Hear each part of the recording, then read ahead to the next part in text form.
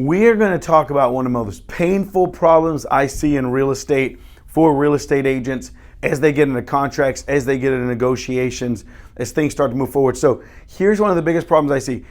And it's hard to explain in too many words, but agents have too big of an ego. Sometimes they bring their emotions into a situations, and sometimes they're doing too much.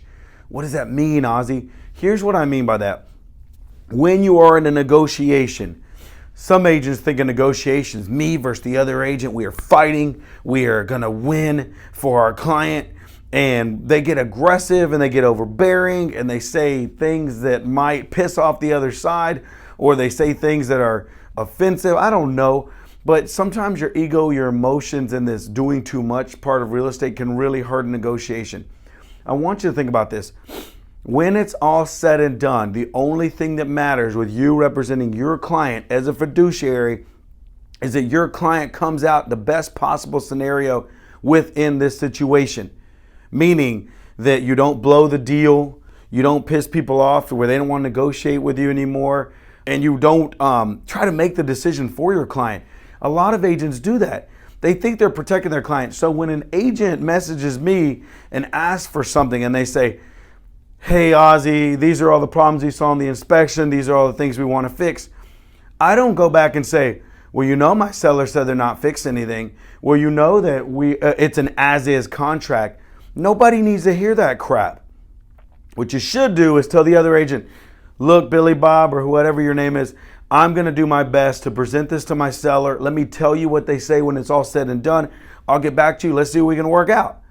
That leaves the conversation open for that other agent.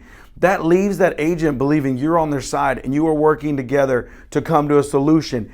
It lowers their guard so they actually want to negotiate with you so you can get the best terms for your seller. Some agents, they bring in so much ego and so much pride that they become standoffish in negotiation, and no other agent wants to work with that person. Who wants to negotiate with someone who's trying to always prove them wrong? Who wants to negotiate with someone who's like, well, this is what the contract says, and this is what my seller said. Nobody gives a crap about that. That other side just wants to come up with the best deal for their client, all that good stuff, right? It's the same thing for you. So becoming standoffish and bringing your ego doesn't help anything.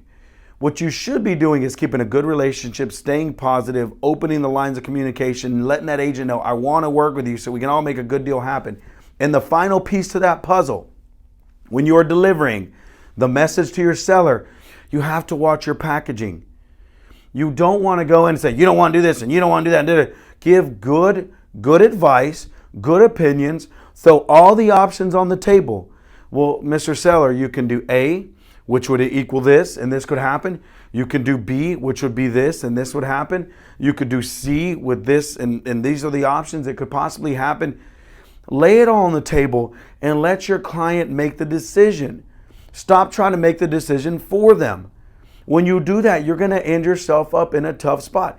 Some of you guys, you start making the decision for them. You don't even present to them the options, and you don't even get their feedback. You kind of counter offer for them, and you think you're doing your job. This is my job as an agent. No, it's not your job as an agent. Your job as an agent is to get the best for your client. Sometimes that means you need to be quiet, you need to say less, you need to be more diplomatic, you need to present things in a way, and you need to let your seller make the best decision for their family, because what you think is best for them may be completely wrong.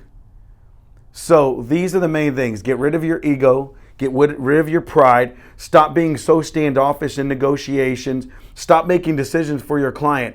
Present all the information to your client so they can make the best decision for their family, and then get the heck out of the way and stop messing up negotiation. You're doing too much. Get out of the way. I hope this helps. Love you guys. Have a great day.